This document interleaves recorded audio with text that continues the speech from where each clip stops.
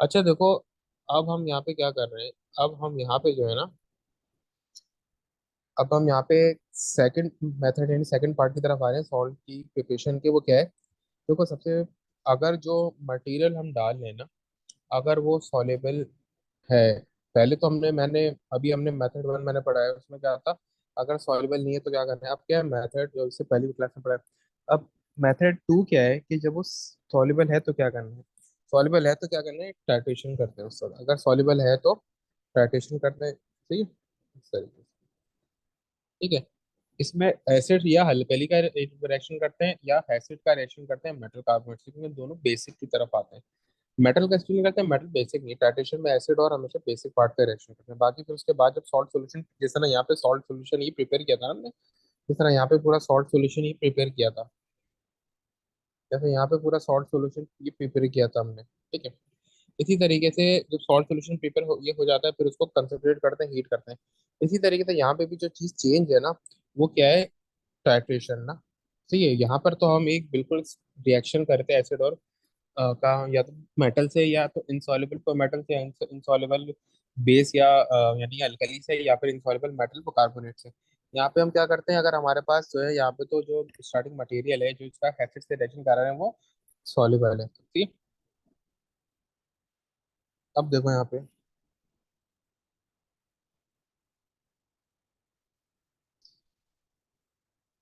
यहाँ पे क्या होता है, अब यहाँ पे देखो वो बोल क्या रहा है ना। अब एक देखो, एक तो टाइट्रेशन की ना डेफिनेशन होती है कि टाइट्रेशन है क्या। अब यहाँ पे देखो, यहाँ पे वो बोल क्या रहा है, पहले जरा पढ़ के वो करते हैं कि वो बोल क्या रहा है, फिर मैं खुद एक्सप्लेन करता हूँ ना, ठीक। असल में अगर उसको आसान वर्डिंग में बोलूँ तो क्या है, if we are reacting acid with a soluble substance like sodium hydroxide और सोडियम कार्बोनेट ना, मैंने पहले बोल दिया था मेटल नहीं होगा खाली, जो ये इनसॉल्युबल वाला था उसमें ये मेटल के साथ भी रिएक्शन कर रहे थे। यहाँ पे वो मेटल नहीं है, या तो यहाँ पे वो कार्बोनेट्स हैं, मेटल कार्बोनेट्स है, क्योंकि वो बेसिक होते हैं, और अल्कली तो वो होता ही basic. No residue can be seen, यानी कि फिर कोई रेजिड्यू बचता नहीं है, क्योंकि वो सॉल्युबल है, जो भी हम डालते रहते हैं वो सॉल्युबल होता जाता है। लेकिन यहाँ पे पता वो कैसे चलेगा कि जो चीज़ है वो कम्प्लीटली यूज अप हो गई है, क्योंकि देखो वो सॉल्युबल है ना, वो तो उसके बाद जाके डिजोल्व हो रही है, लेकिन कम्प्लीटली यूज अप हो गई है, वो कैसे पता चलेगा। ठीक है, तो हम वो करते क्या है, टू डू सो, यानी ये करने के लिए we need to use an indicator to tell us exactly how much alkali और carbonate is required to neutralise the acid completely. This is called titration. समझ आया? अगर नहीं समझ आया तो क्या होता है कि देखो, टाइट्रेशन एक सिंपल टर्म से मेथड है बताने का कि हमें एसिड के साथ कितना बेस या यानी बेस अल्कली या कार्बोनेट कितना चाहिए हमें, ताकि कंप्लीट रिएक्शन हो सके ना। यानी जब एसिड और बेस का रिएक्शन करते हैं तो क्या बनता है, यानी कि जब एसिड और बेस का हम रिएक्शन करें, एसिड और बेस का रिएक्शन करें तो क्या बने, सॉल्ट प्लस H2O। और जब एसिड प्लस मेटल कार्बोनेट्स का रिएक्शन करें तो क्या मिलता है, salt plus CO2 plus H2O। ठीक है, तो अब ये हमें पता कैसे चलेगा कि हमें कितना बेस लेना है, हमें कितना बेस लेना है और कितना हमें मेटल कार्बोनेट लेना है। अब ये कैसे ये पता चलेगा, तो ये फाइंड आउट करने के लिए हम एक इसमें सॉल्यूशन डालते हैं जिसको बोलते हैं इंडिकेटर। तो हमें बताता रहता है कि हम क्या करते हैं, पहले एसिड में थोड़ा वो बेस डालते हैं, फिर इंडिकेटर को डाल के चेक करते हैं कि क्या वो ये कलर चेंज तो चलता है पता। अगर हमारा डिजायर कलर आ गया, हमने अपने डिजायर कलर जो है वो किया हुआ है कि भाई क्या न्यूट्रलाइज हो गया, यानी कि वो ये इंडिकेटर इस तरीके से वो करता है वर्क। अगर सॉल्यूशन ये एसिडिक है तो कुछ और देगा कलर, और अगर सॉल्यूशन बेसिक है तो कुछ और देगा आपको कलर, ठीक है। अगर सॉल्यूशन एसिडिक है तो कुछ और देगा कलर, अगर सॉल्यूशन बेसिक है तो कुछ और वो कलर देगा। अब जैसे कि फर्ज करो मेरे पास मैंने एसिड उसमें को डाला, अब जब मैंने उसमें एसिड को डाला है, तो अब होगा क्या, जब मैंने उसमें एसिड को डाल दिया था, इसके ऊपर अगर इसको बात करते हैं, देखो मैंने इसके ऊपर एसिड जो है ना वो डाल दिया, ठीक है। मैंने क्या किया, एसिड को डाल दिया इसके ऊपर ना, ठीक है। अब जब मैंने इसके ऊपर एसिड डाल दिया ना, तो एसिड है, अब मैं बेस डाल रहा हूँ। अब मैं जब इस सॉल्यूशन का एंड कब आएगा? जब सॉल्ट बन जाएगा, यानी कि सॉल्ट न्यूट्रल होगा। सॉल्ट क्या होगा? वो न्यूट्रल होगा। ठीक है। तो अब यहाँ पे मुझे को देखना क्या है कि भाई, जो मैं इंडिकेटर वो डाल रहा हूँ ना, जो मैं ये इंडिकेटर डाल रहा हूँ, तो वो क्या करता है? वो कलर की प्रेजेंस शो करता है। यानी कि जैसे कि फर्ज करो मैंने एसिड और वो बेस है, मैं वो बेस डाल रहा हूँ। अब फर्ज करो 10 मोल्स ऑफ एसिड है, मुझे नहीं पता कितने एसिड के हैं। अब मैंने 2 मोल्स ऑफ बेस को डाल दिया, तो जो 2 मोल्स ऑफ बेस हैं वो 2 मोल्स ऑफ एसिड से रिएक्शन कर लेंगे। यहाँ पे क्या बचेगा? 0 मोल्स। यहाँ पे स्टिल एसिड के 8 मोल्स अभी भी बाकी हैं। तो जब मैं इंडिकेटर को डालूंगा ना, तो वो एसिडिक कलर शो करेगा। वो एसिडिक कलर शो करेगा। मैंने अपने पास कलर नोट करे हुए हैं कि भाई हर पीएच पे, यानी कि जो एसिड की स्ट्रेंथ होती है पीएच, उस हर पीएच पे कितना ये कलर शो करता है। अब ये इसी तरीके से वो लेट से मैंने मजीद 5 और डाले बेस के। ठीक है, तो उसके 5, इसके 5 के ये 3 बच गई, तो 0 हो गया। तो अब कलर और चेंज हो जाएगा। पहले क्योंकि एसिड को ज्यादा था, तो जब मैं इंडिकेटर को डाल के चेक कर रहा था ना, तो कलर कुछ और था। अब जब मैं दोबारा इंडिकेटर को डालूंगा तो क्या होगा? कलर मुझे कुछ और आएगा बनाना, क्योंकि मैं यहाँ से वो देख रहा हूँ कि भाई मेरा एसिड कितना। मैंने क्या किया, जैसे पीएच है ना, 1 2 3 4 5 एंड सो ऑन, मैंने ये हर एक पीएच का कलर वो नोट किया हुआ है कि जो वो कलर आएगा वो इस पीएच पे होगा। अब मैं इंडिकेटर डाल के चेक कर रहा हूँ। ठीक है। अब इसी तरीके से मैंने फिर 3 मोल्स और डाले, तो क्या हुआ? इसके 3 ने 3 से रेड किया, दोनों हो गए खत्म। अब मेरे पास सॉल्यूशन में क्या है? सॉल्यूशन में सिर्फ सॉल्ट है। तो जो सॉल्ट होता है ना, वो न्यूट्रल होता है, यानी 7 के आसपास होता है। तो इसका कलर कुछ और होगा। तो मैं यहाँ पे क्या करता हूँ, एसिड में अल्कली या बेस डालता हूँ थोड़ी सी, फिर मैं इंडिकेटर डाल के चेक करता हूँ क्या न्यूट्रल वाला वो कलर आ गया। अगर न्यूट्रल वाला कलर नहीं है, एसिड वाला कलर है, तो मैं दोबारा फिर थोड़ी सी वो बेस डालता हूँ। थोड़ी सी वो बेस डालता हूँ, फिर मैं क्या करता हूँ, ये इंडिकेटर डालता हूँ, फिर चेक करता हूँ। इस तरीके से मैं चेक करता रहता हूँ, थोड़ी थोड़ी बेस यानी ड्रॉप वाइज उसमें फुट डालता रहता हूँ। और उस वक्त तक मैं ये यही प्रोसेस चलता रहेगा कि पहले ये बेस डालूंगा, फिर ये इंडिकेटर डाल के चेक करूंगा कि क्या न्यूट्रल वाला कलर ये है नहीं है, जब तक मेरे डिजायर न्यूट्रल वाला कलर नहीं आ जाता। इस पूरे प्रोसेस को बोलते हैं टाइट्रेशन। ठीक है। जहां पर मुझे पता चल जाए, देखो ये इनसॉल्युबल में क्यों नहीं करते थे भाई? वहां पर तो वो एफर्वेसेंस शो करे ना, मेटल डाल रहा हूँ, अगर एफर्वेसेंस नहीं आ रहे और वो इनसॉल्युबल है, वो आपको ऊपर ये फ्लोट करता आपको नजर आ जाएगा। यानी क्या वो इनसॉल्युबल है? अगर कंज्यूम होगा तो वो आपको पता चल जाएगा कि भाई अभी भी एसिड है, यानी सॉल्ट पूरे तरीके से नहीं बना है। तो जो मैं मेटल डाल रहा हूँ वो एसिड से रिएक्शन वो करता जाएगा, यानी कि मुझे क्वांटिटी को दिख रही है ना, वो ये फ्लोट कर रही है उसके ऊपर, यानी अगर फ्लोट भी नहीं कर रही तो मिक्स नहीं हो रही, क्योंकि इनसॉल्युबल है। अब यहाँ पे तो क्या पूरे का पूरा सॉल्युबल है, तो मैं बता ही नहीं सकता कि भाई वो कितना अभी एसिड है या बेस है, क्योंकि मुझे नेकेड आई से कुछ भी वो नजर नहीं आ रहा है। इनसॉल्युबल में तो मुझे नेकेड आई से वो नजर आ रहा था कि जो मैं जिंक डाल रहा हूँ वो रिएक्शन कर रहा ही नहीं कर रहा। यहाँ पे तो मुझे कुछ भी नहीं आ रहा ये तो नजर, तो यहाँ पे हम टाइट्रेशन यूज करते हैं मेथड। ठीक है, रीजन ये होता है।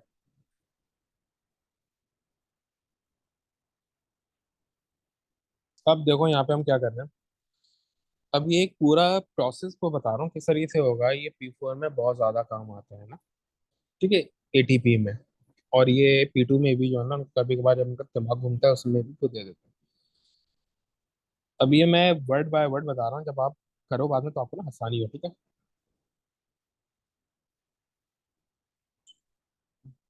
The main steps,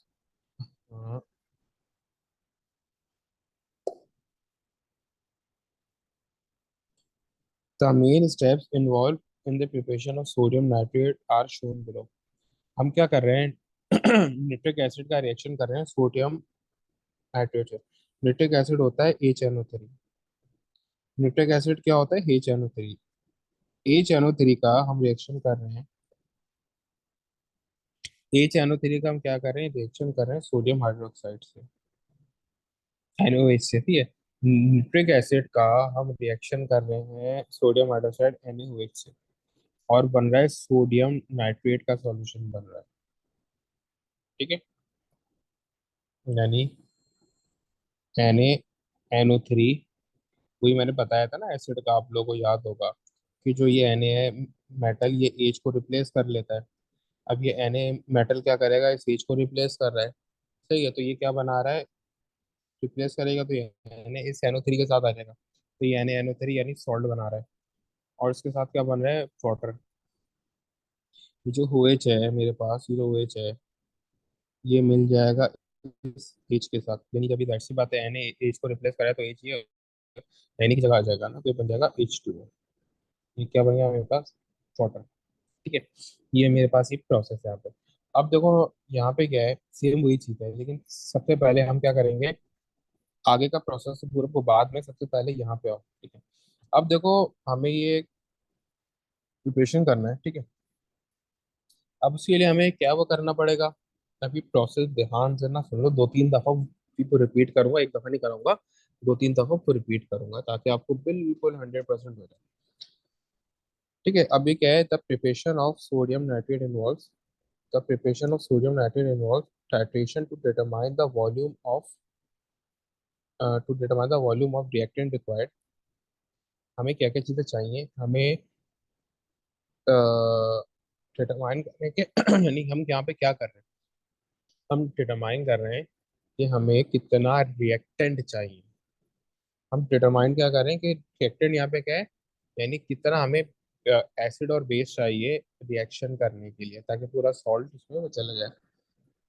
actual preparation of sodium nitrate, ठीक है, ये उसका पार्ट ए पार्ट बी है। पार्ट ए क्या है, पार्ट ए वो टाइट्रेशन के ऊपर है मेरा। ठीक है, और पार्ट बी क्या है, ये प्रिपेयर कर रहे हैं उसको, भी प्रिपेयर करेंगे अभी आगे तो बढ़ते हैं वो पता चलता है। देखो सबसे पहले क्या बोल रहा है, सबसे पहले वो बोल रहा है fill up the burette with a dilute nitric acid and note the initial burette reading V1। हम क्या करेंगे, जो ये मेरे पास प्यूरिट है ना, जो ये मेरे पास यहाँ गिरा, जो मेरे पास ये प्यूरिट है, इसमें हम क्या करेंगे, निट्रिक एसिड को डाल देंगे और एक स्पेसिफिक वॉल्यूम तक को डालेंगे। सही है, यहाँ पे क्या करेंगे, निट्रिक एसिड इसमें वो ये फिल कर देंगे और एक स्पेसिफिक वॉल्यूम तक वो करेंगे फिल। अब क्या है, अब अगला पार्ट क्या है, पिपेट 20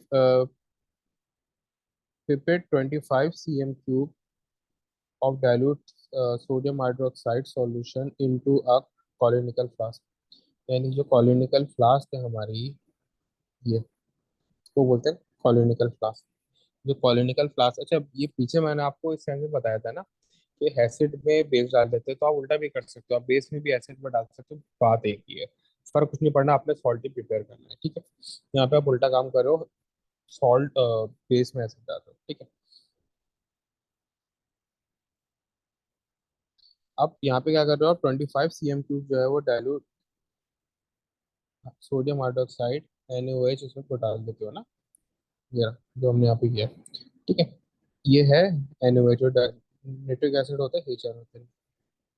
ठीक है, और ये आपका क्या है, ये NaOH है। आप क्या करो, ये ब्यूरेट में आपने क्या डाला है, ये HNO3, और यहाँ पे क्या डाला है, sodium hydroxide. Add 1 or 2 drops of methyl orange indicator to the sodium hydroxide solution, the solution turns yellow। आप स्टार्टिंग में क्या कर रहे हो, आप अब जरा ये अलग से करते हैं, आप स्टार्टिंग में क्या कर रहे हो, अब यहाँ से जो है ना इंडिकेटर डालना स्टार्ट करो। जो इंडिकेटर है उसका नाम है मिथाइल ऑरेंज, फिनोक्सेलिन भी होता है, बहुत सारे इंडिकेटर डालते हैं ना, यहाँ पे मिथाइल ऑरेंज दिया हुआ है, और हर एक की ना शीट अलग होती है, कलर हर एक जो है वो रिस्पेक्टिव पीएच पे अलग अलग कलर शो करता है। आप क्या करते हो, मिथाइल ऑरेंज जो है वो डालते हो उसमें। ठीक है, add methyl orange indicator to the sodium hydroxide solution, the solution turns yellow. जो सोडियम हाइड्रोक्साइड सॉल्यूशन है उसमें आप मिथाइल ऑरेंज डालते हो, उसका कलर क्या हो जाता है, तो येलो। फिर फोर्थ स्टेप में क्या करते हो, एल। अब आपका ये देखो, यहाँ पे आपने क्या किया है, आपने ब्यूरेट में ऊपर HNO3 डाला और एक स्पेसिफिक वॉल्यूम में डाल दिया। नीचे आपने जो हमारा ये कॉलोनिकल फ्लास्क है उसमें आपने क्या डाला है, ये जो हमारा नीचे की कॉलोनिकल फ्लास्क है, इसमें आपने क्या डाला है, इसमें डाला है सोडियम हाइड्रोक्साइड। ठीक है, कॉलोनिकल फ्लास्क में क्या डाला है, सोडियम हाइड्रोक्साइड। अब आप क्या कर रहे हो, फिर आपने ये सब काम करने के बाद इसका इसका ये वॉल्यूम लिया 25 cm³ ना, हम शुरू से ये वॉल्यूम लेके चल रहे हैं ना, जो जिस तरीके से हम एक्चुअल लैब में करते हैं। फिर आप क्या वो करोगे, ठीक है, फिर आप इसमें आहिस्ता आहिस्ता जो है ना, फिर आप ये इंडिकेटर पर डालोगे, और इंडिकेटर यानी जो मिथाइल ऑरेंज डाल के आप देख लोगे कि जब वो टोटल वो बेस है ना, यानी टोटल NaOH है, उस वक्त उसका कौन सा वो कलर आ रहा है। ठीक है, जब टोटल इसमें NaOH है, कोई एसिड मैंने अभी ऐड करना स्टार्ट नहीं किया है, तो उसमें कौन सा वो कलर आ रहा है। ठीक है, दोबारा से वो बता रहा हूँ। ठीक है, आप यहाँ पे क्या कर रहे हो, आप अ, ऊपर ब्यूरेट में HNO3 डाल रहे हो, ये फर्स्ट स्टेप था। सेकेंड स्टेप क्या था, आप जो नीचे कॉलिनिकल फ्लास्क है उसमें आपने क्या डाल दिया, जो नीचे कॉलिनिकल फ्लास्क है उसमें आपने डाल दिया NaOH और 25 CM3 डाल दिया। फिर आपने क्या किया, उस कॉलिनिकल फ्लास्क में ये इंडिकेटर डाला, तो उसका कलर चेंज हो गया, यानी येलो आ गया। अब क्योंकि उसमें खाली बेस था, तो आपको पता चल गया खाली बेस का कलर कौन सा है, येलो। अब फिर आप क्या करोगे, अब आप इसे ये ऐसे डालना स्टार्ट करोगे। ऐड, चल तो यहाँ पे क्या बोल रहे हैं,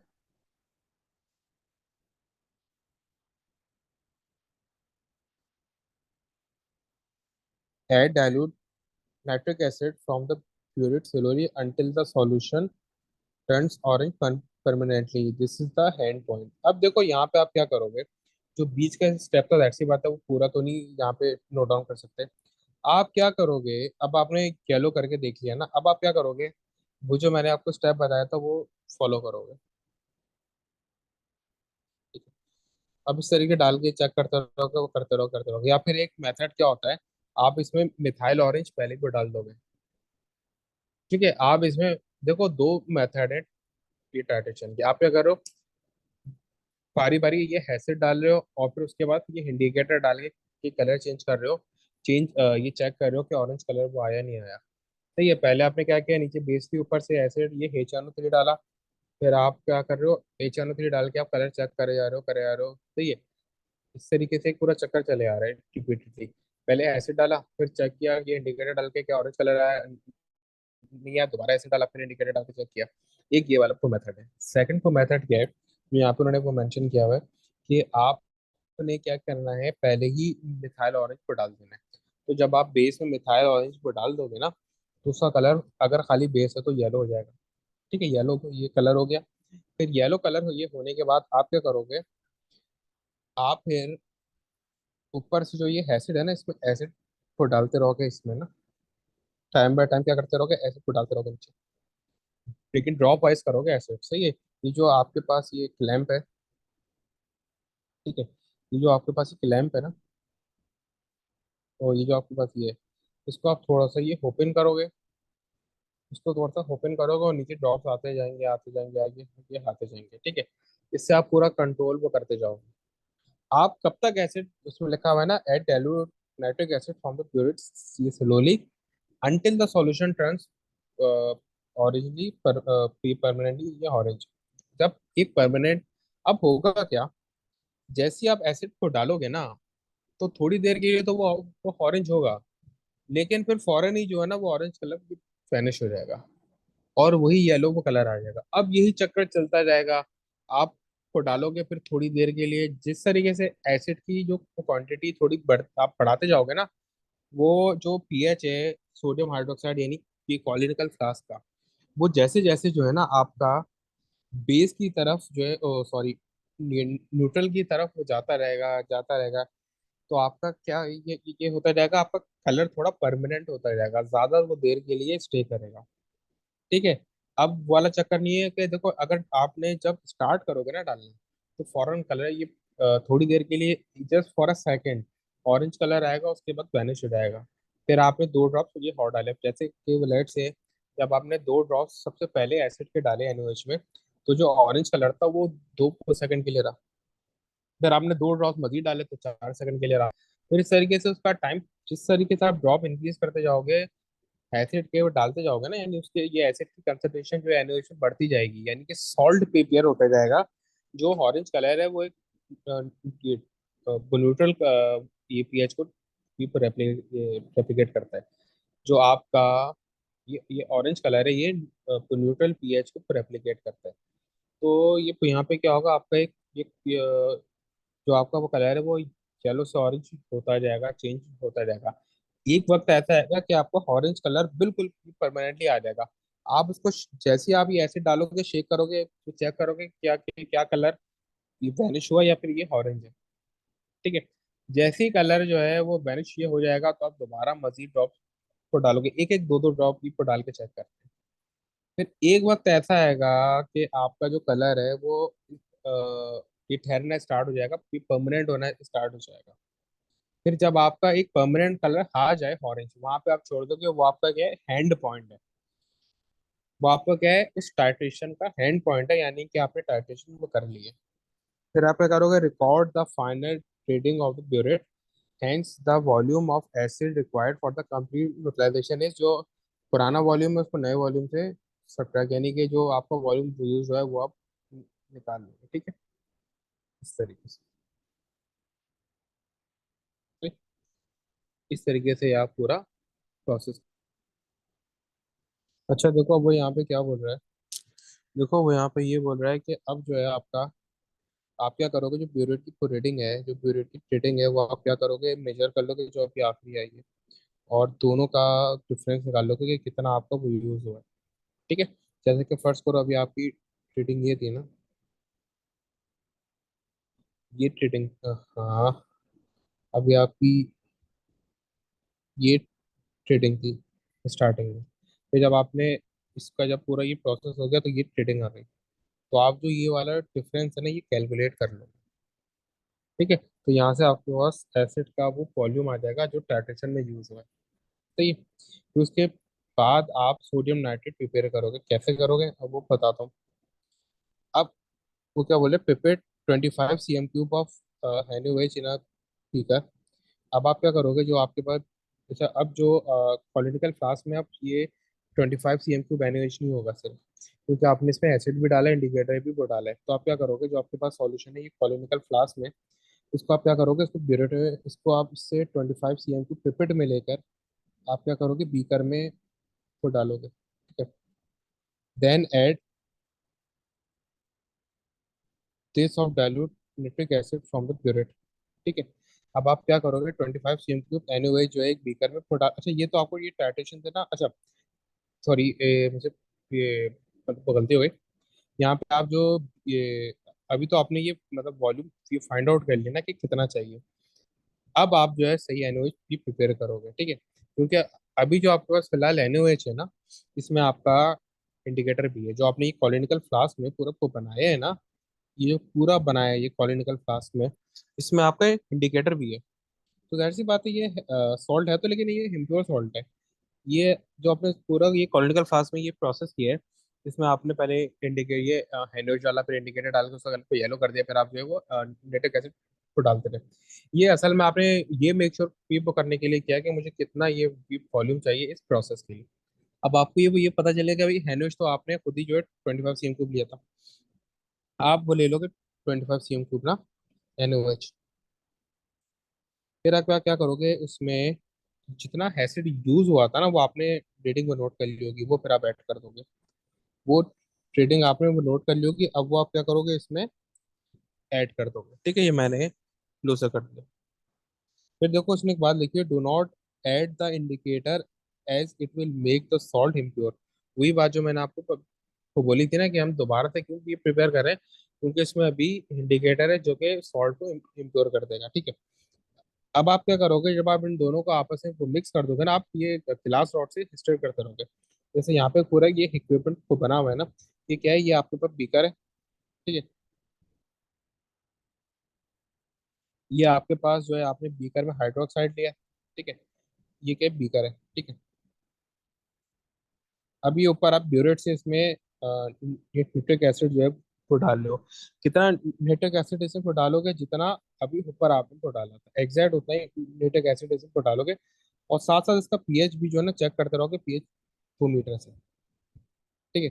जब आपका वो न्यूट्रल हो जाएगा ना, तो उस वक्त आप छोड़ दोगे। ठीक है। फिर जब वो आपका सॉल्ट प्रिपेयर ये हो जाएगा, ठीक है, जब आपका सॉल्ट प्रिपेयर ये हो जाएगा ना, जब आप क्या करोगे, जब आप उतना सॉल्यूशन डाल दोगे ना, पहले आप वही ये प्रोसेस यही वाला करोगे जो अभी आपने ऊपर किया। फर्क क्या होगा, यहाँ पर आपके पास मिथाइल ऑरेंज आपने ये इंडिकेटर को डाल दिया था ताकि कलर चेंज से आपको ये पता चल सके कि एसिड की कितनी क्वांटिटी आपको को लेनी है। अब जब आपको एसिड की क्वांटिटी पता चल गई तो आप क्या करोगे, नीचे NaOH में सीधा ऊपर ये प्यूरेट से उतना NH3 यानी एसिड को डाल दोगे। ठीक है। और साथ साथ ये हिस्टेट भी वो करते रहोगे तो आपके पास एक सॉल्ट तो बन जाएगा। ठीक है। और पीएच को मीटर से उसका पीएच भी को नोट कर लोगे। ठीक है, पीएच तो आपको ये पहले से तो पता होगा कि जो मैं सॉल्ट बना रहा हूँ उसका पीएच क्या होना चाहिए। फिर आप क्या करोगे, फिर आप वही प्रोसेस जो है पूरा को चलाओगे। अच्छा, यहाँ पे आप पीएच मीटर से को कर क्या रहे हो, पीएच मीटर से आप एंड पॉइंट उसका को निकाल रहे हो। क्या करो, पीएच मीटर से उस एंड पॉइंट निकाल लो सॉल्यूशन का, यानी जिस तरह हमने ऊपर को निकाला था ना, कि जिस पर जो है वो कलर पूरा ऑरेंज हो जाता था वो एंड पॉइंट था। वो कलर ऑरेंज हो किस वजह से रहा था, वो इंडिकेटर की वजह से कलर ऑरेंज हो रहा था। अब यहाँ पे तो कोई भी जो है वो ऑरेंज कलर नहीं है, तो यानी इंडिकेटर नहीं है तो ऑरेंज कलर भी नहीं आएगा। तो क्या है, यहाँ पे हमारे पास एक है पीएच। तो लेट से हमने को बोला कि भाई हम यहाँ पे जो NaNO3 बना रहे हैं उसका पीएच आता है 7.8। तो हम इससे ये एक मेरी रफ वैल्यू है, सही है, मैंने अपनी तरफ से हजूर करी है। आप क्या करोगे, पीएच मीटर से वो चेक करोगे कि जब आपने 25 सीएम क्यूब में जो जितना एसिड ये ऊपर डाला था, जब यहाँ पे ये इतना डाल दिया तो क्या 7.8 आ गया, ये आपको नोट करोगे। ठीक है। तो ये क्या है, ये आपका हैंड पॉइंट है, जहां पर आपका वो रिस्पेक्टिव पीएच आ जाएगा तो वो आपका हैंड पॉइंट होगा। अब देखो उसने उसमें लिखा हुआ क्या है, titration can be or can also be carried out using a pH meter to detect the hand point of titration. Dilute nitric acid is added slowly. A glass rod is used to stir the solution after each addition of dilute nitric acid. बात ये तो समझ गए। उसी तरीके से जैसे ना आपने ऊपर ये इंडिकेटर यूज किया, अगर आप चाहो तो पीएच से भी नोट को कर सकते हो। क्या मतलब, आप क्या करोगे कि नीचे आप ये कॉलिनिकल फ्लास्क या फिर देखो कॉलिनिकल फ्लास्क में तो पीएच मीटर आ नहीं सकता।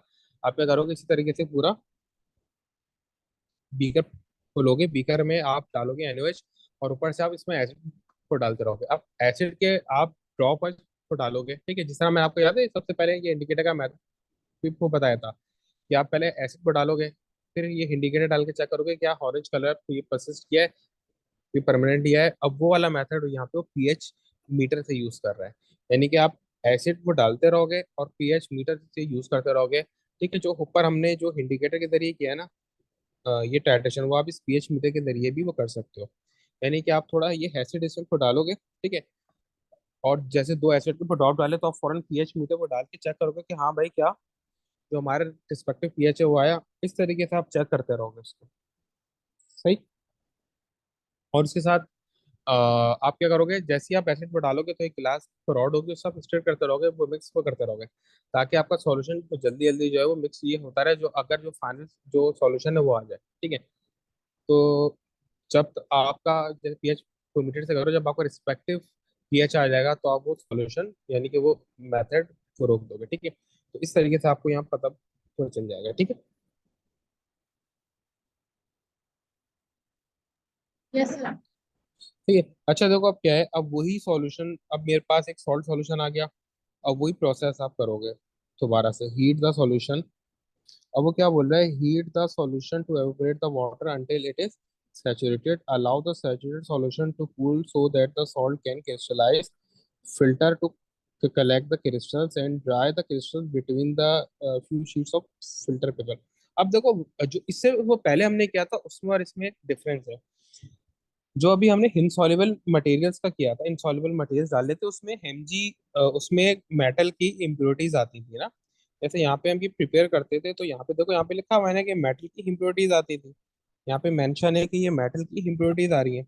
अब यहाँ पे तो कोई मेटल की इम्प्योरिटीज है ही नहीं ना, क्योंकि यहाँ पे तो हमने सॉल्युबल लिया है। तो यहाँ पर जो एक ये वाला ये प्रोसेस था ना फिल्ट्रेशन का, तो सबसे पहले वो फिल्टर करते थे, ये वाला प्रोसेस नहीं आएगा।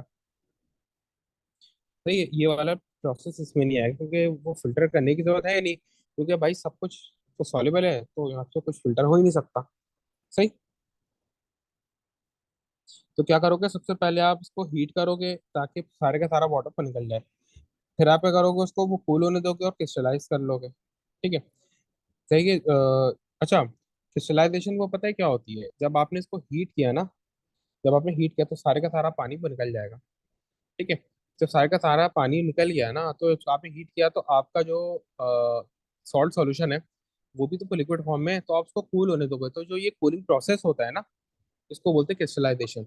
इसमें फिर वो वापस आप उसको उसके रिस्पेक्टिव एसिड के टेम्परेचर पे ले आओगे जिसपे वो चीज सॉलिड में चेंज हो जाए, तो उसको बोलते हैं क्रिस्टलाइजेशन। यानी लिक्विड से सॉलिड बनाने का प्रोसेस जो है ना, ऐसी वो छोड़ देना ना, उसको बोलते हैं क्रिस्टलाइज, जिसमें आप क्रिस्टल को बने। वैसे तो उसको ये फ्रीजिंग बोलते हैं, लेकिन वो फिर हर एक के लिए होता है। क्रिस्टल सिर्फ जो है वो आयनिक कंपाउंड्स के लिए होते हैं, आयनिक कंपाउंड्स के ही क्रिस्टल बनते हैं, बाकी किसी और के क्रिस्टल नहीं बनते। जिस तरह हम हमारा सॉल्ट होता है, अगर हम उसको देखें तो वो क्रिस्टल की फॉर्म में होता है। ठीक है। फिर क्या करते हैं हम, filter to collect the crystal. अब जाहिर सी बात है उसमें कुछ इम्प्यूरिटी कहीं ना कहीं की कुछ वो आ सकती है, तो ये अब हम क्या क्या करेंगे, फिल्टर करेंगे। और फिर जो ड्राई ये क्रिस्टल ये हमारे पास आएंगे, उसको एक फिल्टर शीट पे हम की कलेक्ट कर लेंगे इस तरीके से, बस और वो कुछ भी नहीं है। ठीक। अब ये चीजें जो है कुछ एक्स्ट्रा लिखी हुई, इनको इतना करने की कोई जरूरत नहीं। ठीक है। ये आपका टोटल ये प्रिपरेशन थी कि जब आप एसिड से सॉल्युबल मटेरियल का रिएक्शन कर रहे हो तो प्रिपरेशन वो क्या होगी, सॉल्ट। ठीक है।